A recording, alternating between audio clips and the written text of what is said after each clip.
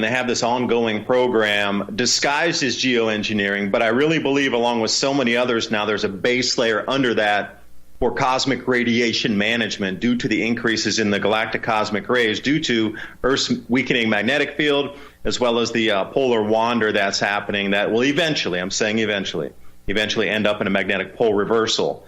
Adapt 2030 Mini Ice Age Conversations covers changes in our climate due to a new and intensifying grand solar minimum. In the media, overlooking, downplaying, or burying cold weather changes occurring on our planet. This is in order to keep the global warming agenda steaming full speed ahead. I do this podcast and radio program because we need to begin conversations on how to adapt our food growing strategies long before 2030 as agricultural zones shift, affecting global crop output, but very few mainstream media outlets are talking about the most important issue of our time, cold weather crop losses. Our sun is going through a 400-year cycle, which has effects on our weather patterns as our magnetosphere weakens and the jet streams go out of flow. It's not CO2, it's not you, it's the sun. Are you ready to thrive in the grand solar minimum? Then join me for Mini Ice Age Conversations. I'm your host, David DuByne. And here we do have David DuByne on the line here. I just want to say something, about how deeply ingrained, some of these things are, have been put into us. While I was sitting there talking with John, I'm sitting there, John's in Louisiana. In the back of my mind, I'm sitting here thinking, it's like, I'm listening to, to his accent. I'm trying to think, so he's in Louisiana. Well, that's refreshing, when that shouldn't have any context, but that's the way we've been trained to think, Anyway, I guess I will end rantings of a sane man here. And David, are you with us? I am, and keep your rantings going because I agree with you. I travel around a lot and I live out in Asia, so, getting to that whole base of it, we're all just humans. We all need to work with each other. We all need to think about solutions together, and we need to thrive together. It's this whole narrative that's dividing people and putting all these wedges in and getting this indoctrination when you're so young to start thinking about other groups of people in certain ways. And I'm so happy I lived overseas here for a fair bit now. We get so indoctrinated from such a young age, and that's got to really go away if we're going to survive or do anything together in this grand solar minimum. And I'm glad you brought that point up there when you began. Being over there in Asia, Dave, can you answer me this? Have you met good people over there that, if you got in a battle, you know that they back you up? Good people that you can count on. I'm sure you found a few of those. Yeah, absolutely. A lot of the religion out here is Buddhist and Taoist. That's the vibration that's out here, literally. And again, it goes well deeply beyond the religions and the socioeconomic strata and these things. Again, it's about people. And if they trust you with their life, or if they don't, or if you would trust them in a real hard situation, I'm going to say Hong Kong, where they already own it. It's part of China anyway, but they're going to try to control it more. And they're looking at coming out over here into Taiwan. It seems that these bonds are getting a little bit tighter of who can trust who right now. There's been a ramp up in that in the last couple of weeks of, discussions of, the same thing in the States. Would you really protect somebody back there? And who would you trust around your periphery to help you, stay safe when something were to happen? You already have your short list of people you could count on. So it's the same thing out here. There's definitely great people across the planet. And I really dislike that the media always tries to put this in, that everybody's bad, everybody's negative. Anybody different than you's got to be a bad person. And that's a message we're getting pretty much. I just don't agree with that. I don't. There's so many good people. I'm going to say that's like 97% good people, and then there's a couple bad percent out there, I agree. That this is the indoctrination that we've been charged with. Just get on some technology and some science and take me where you want to go. I might throw a thing in here or there because I love technology. I love talking about, the free energy and how much we've been lied to and how free we could be if we were allowed to create these things, take these inventions, and instead of them being stolen from us and taken down in the dark depths of DARPA and seeing if they can be weaponized before they can be they're given to us. If they can't, it seems like if they can't weaponize it, they just don't even let us have it, if it's going to do us a benefit. But if it's weaponized, well, then they bring it out and tell us it's good when, in reality, it's really going bad for us. I don't even know how big to start on that or how small to start on it, because when we look at the global scale, the magnetic field on our planet's weakening, and they have this ongoing program disguised as geoengineering. But I really believe, along with so many others now, there's a base layer under that for cosmic radiation management due to the increases in the galactic cosmic rays due to Earth's weakening magnetic field, as well as the polar wander that's happening that will eventually, I'm saying eventually end up in a magnetic pole reversal. And speaking of cycles, my new book with my co-author Bill Porter, Climate Revolution, a must-read for understanding our sun-driven climate. As we progress deeper into this new Eddy grand solar minimum, weather extremes leading to global food scarcity and higher food prices are here now. This book describes the expected changes, how to survive and thrive during future challenging times, and also practical preparations. The entire book is interactive with over 250 links. You can click and go out to the scientific aspect of what we're talking about with the repeating cycles in this grand solar minimum. The science is explained so you understand the mechanisms. The solutions are there because we know we're going to face these exact same problems again that were faced in the Maunder minimum, the Sporer minimum, the Wolf minimum. Find designs for building greenhouses, grow guides, beam soil techniques, as well as bioreactors to create your own growth hormones for the soil. Available now, the new Adapt 2030 Climate Revolution. The link's in the description box below. But at that large scale, why couldn't they use this for the benefit of humanity instead of trying to, corral us once again? It always seems to be like that. There's abilities to give us smooth rainfall across the planet. Then instead of just needing it to bounce radio signals and use it for military applications, why couldn't they use that for the benefit of humanity and try to smooth out rain patterns and get weather patterns and systems to bring us the perfect amount of rainfall for the perfect crop growing zones so everybody would have more than bountiful amounts of food, that our food prices would actually decrease or be almost free? But then it's used to weaponize, you got to try to make a drought in this country. And then all the while masking everything because they don't want to have panic on the planet because you talk about a weakening magnetic field, like they need to recharge it and use, nanoparticulates of metals to try to nullify the energized particles coming into our atmosphere. And, that's scary. They won't pay their taxes. So, how far do we go with that? I mean, that application alone would be a civilization enhancing technology. If we could truly, like they'd say, perhaps, with geoengineering and the heating of the ionosphere and different types of technologies, we could stabilize rainfall. Can you imagine a stabilizer? But look at what happened in the middle of the United States. Was that a weaponized flood to kind of wipe out American food production and Chinese food production? Because it happened in two places. Not sure. Yeah, well, that's what they do to us. They tell us, we've always had floods and we've always had this, but not to this extent.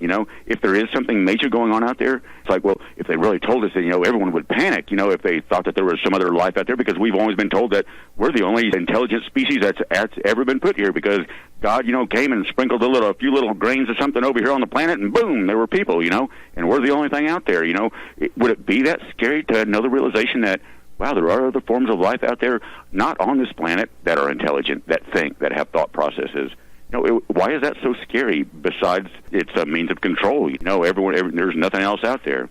If it would kind of dilute that being special if we came to the realization that there are other things out there that are intelligent that can maybe be smarter than us in our concept of smart.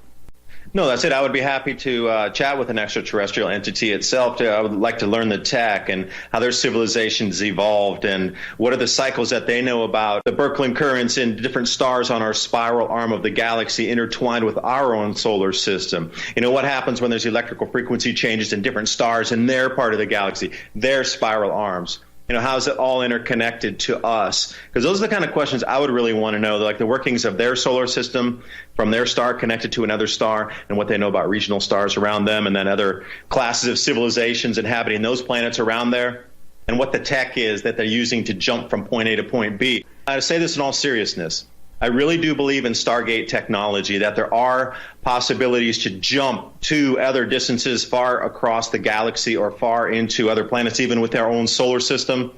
It's been talked about through ancient antiquity, and we know for sure when you find these large carved, they almost like doorways on the surface of, predominantly sandstone, giant faces of either mountains or rocks in the desert.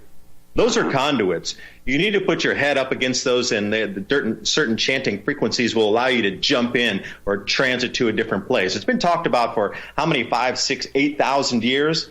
So I know there's other tech out there, and imagine instead of having to use rockets to jump to another place, imagine if we could replicate that technology where we would need no transportation.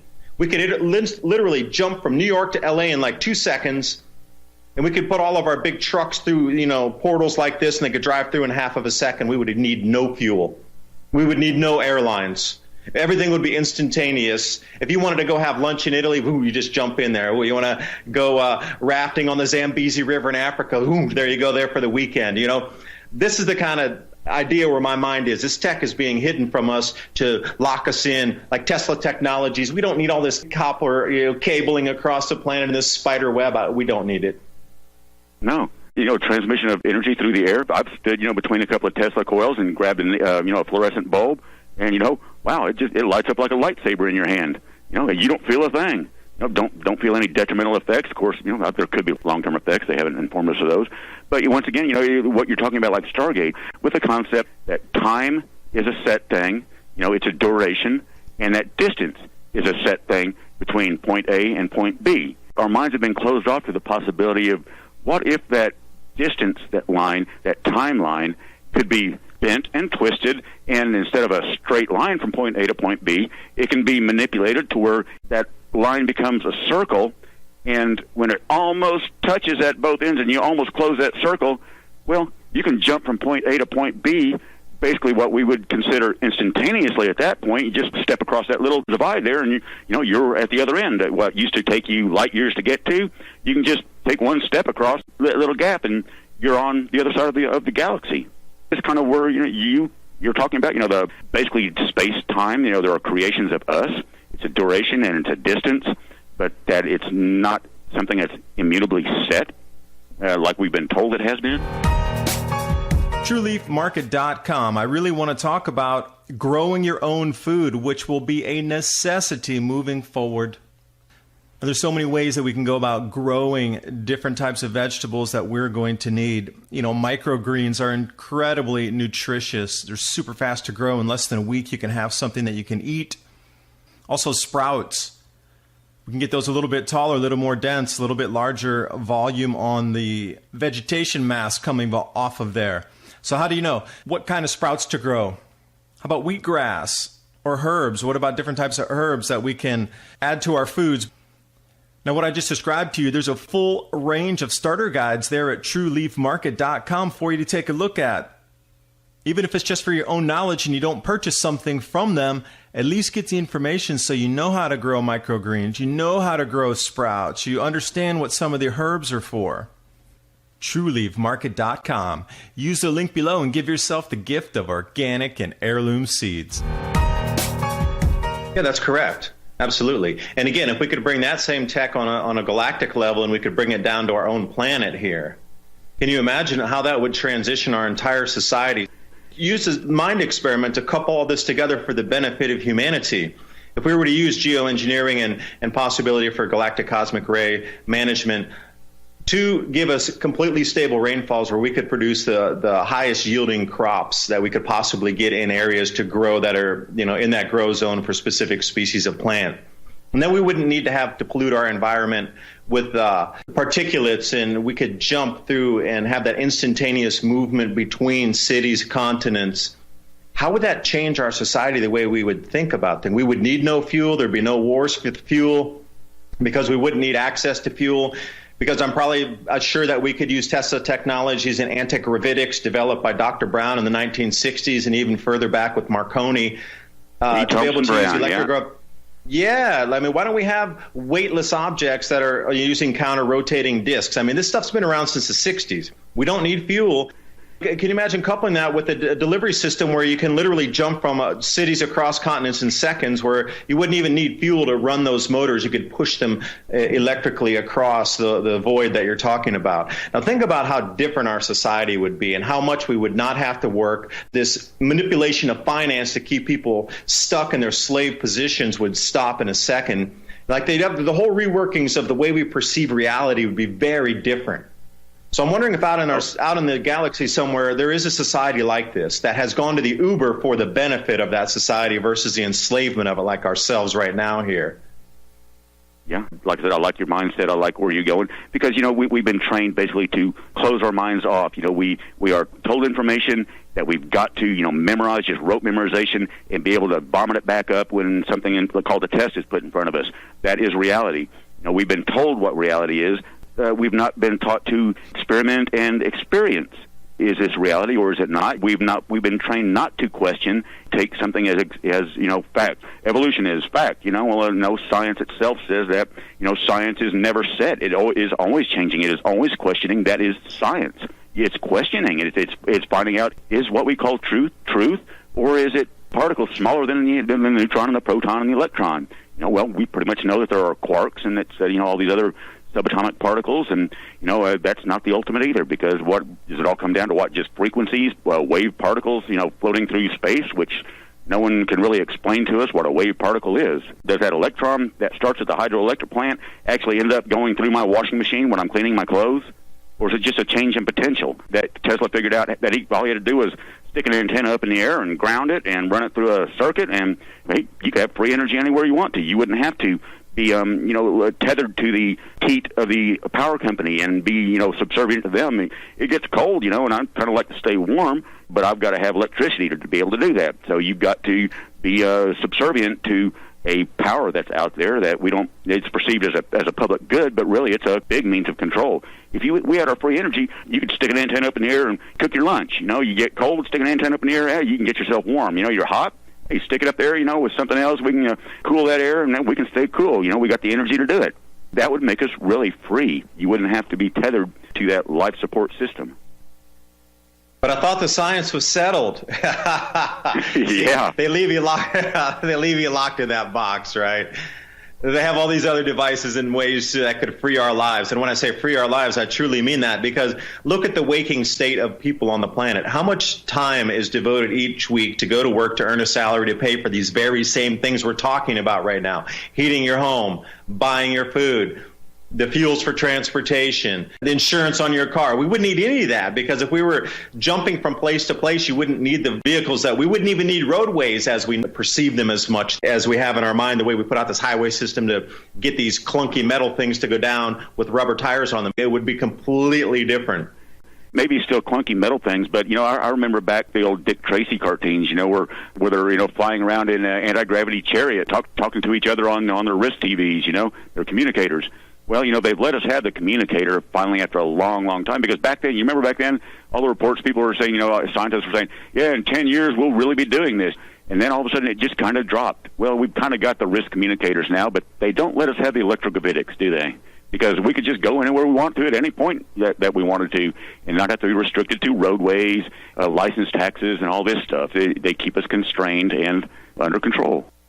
Because if I had my own electrogravitics or anti-gravity craft, I would like to go with my girlfriend under the rings of Saturn and watch the sunset. These are the kind of things I would do for my free time. I would go off-planet, rings of Saturn, watch the sunrise, sunset, whatever, out the viewing window of the cockpit there and take a look. Why should we not be able to think like this? Why should we not be able to think about going to other planets for a weekend if we have this tech, or even going further to other star systems? Because I look at some of these movies, such as Star Wars that we've seen in Stargate. I do believe a lot of this is the real world thing that they're sort of drip feeding in, that there could be the possibility of other class 3 civilizations out there somewhere that are far advanced from us, but there are trading posts and things intergalactically are traded. I mean, when you think about intercontinental trade that we have now, why wouldn't it be anything else, or the interplanetary trade? I mean, we have things they might not have, and the way we could possibly use gravity to create something different, they can't, because their gravitational field's different.